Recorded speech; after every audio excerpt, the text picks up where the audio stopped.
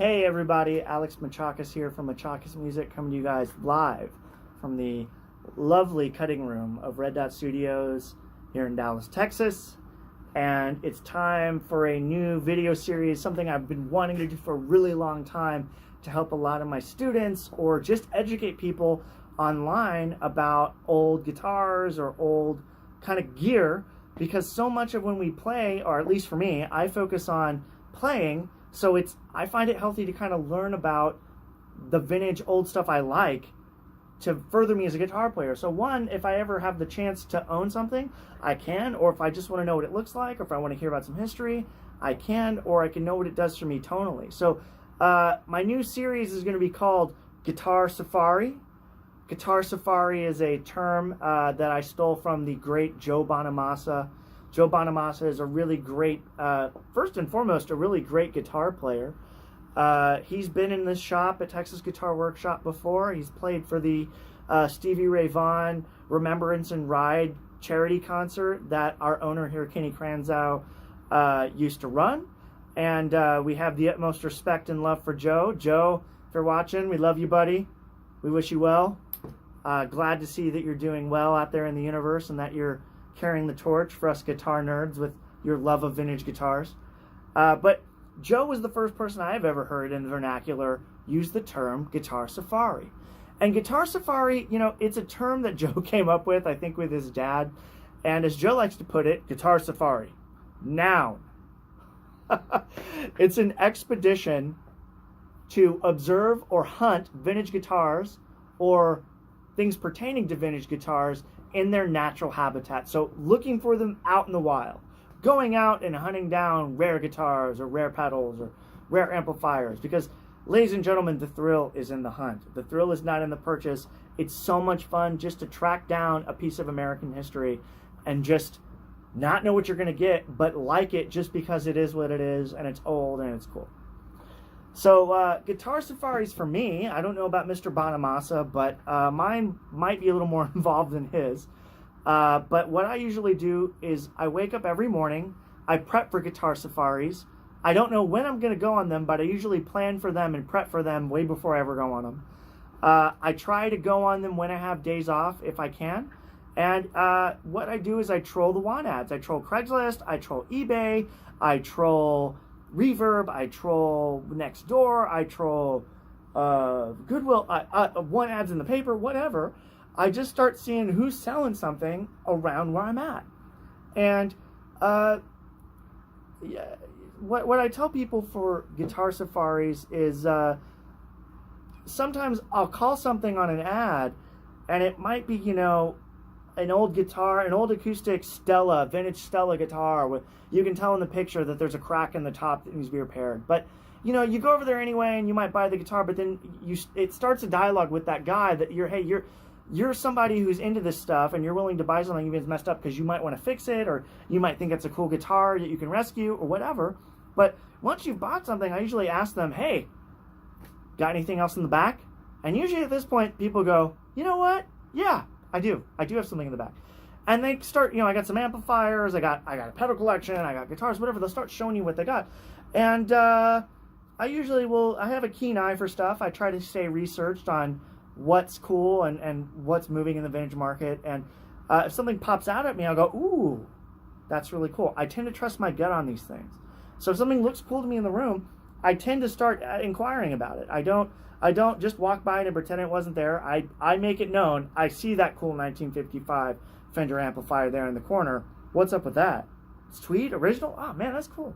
So, and we start off a conversation, and what I do is I kind of will calculate a price real quick with the guy.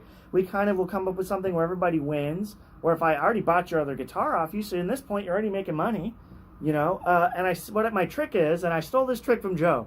So, Joe, thank you for the trick, sir. I say my offer that we agree on in the room loud enough so if the gentleman has a wife in the other room, she can hear it. Because usually the number's so big, she can go, oh my gosh, that'll get us all new appliances in our kitchen. That's a new fridge. That's a new sink. That's a new freezer, new oven. Oh my gosh, we can get new cabinets.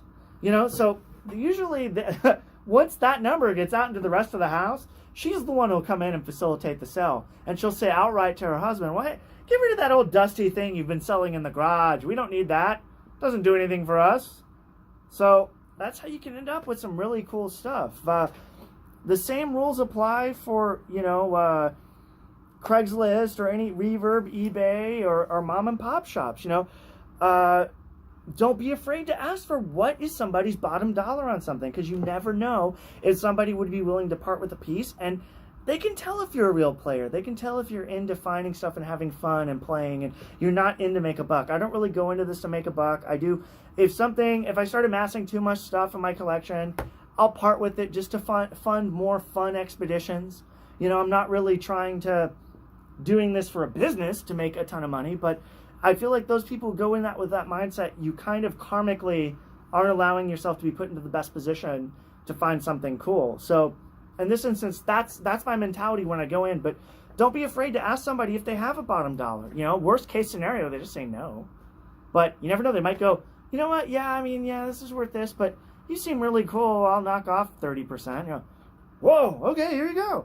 You could, and 5 minutes later, you're walking out the door with a vintage Marshall Plexi of your dreams. So price is always negotiable. But remember, cash talks, BS walks. That's how I like to think about it. So don't try to BS somebody. If you're legit, if you're real legit, bring some cash to the buy. If not, and someone really trusts you, a personal check or a bank transfer from your phone to the person's account is a great way to go. As I go further along, I think I'll take my phone with me for a guitar safari and kind of film one on site here in Dallas and kind of show you what I do when I go out looking for something or to go check something out. So you never know. But today I'm looking to show off my latest guitar safari find. I pulled this out of South Dallas this weekend.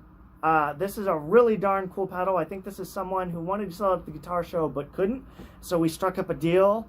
This is something I've wanted since I was a really little kid. I collect vintage Electro Harmonix stuff, so this was already something I was into. But this is a vintage Electro Harmonix Small Clone chorus pedal. This one dates to 1981. These are really, really, really cool chorus pedals. These were made before Mike Matthews ended up going bankrupt with Electro Harmonix in the mid-'80s and before he sold his company. So this was like the original chorus pedal. And then as, time went on, you couldn't get them. The price fell because they were just considered to be old junk. But for modern guitarists, these became very popular because they were used by Kurt Cobain from Nirvana. Kurt was a amazing guitarist considering how little technique he actually knew as a guitar player. But what he would use this on would be Come As You Are. So these pre-closing Mike Matthews EHX Small Clones, these are the Kurt Cobain, Nevermind, Come As You Are, swirly chorus tone ones. These are the real deal. This is what makes that sound. These have a special chip inside. I believe the most common one is an MN3007. I want to say 7.8 chip, Panasonic chip for delay time. That's what would have gone in these. There's a couple other ones. There's a Redicon chip, and then there's an SAD chip, which is very, very rare. The SAD chip, so rare, in fact, it can take this pedal from being a few $100s to like a couple thousand. I mean, from a collector standpoint of view, I don't know how rare those are. I mean, they don't come up for sale often. They're very, very rare.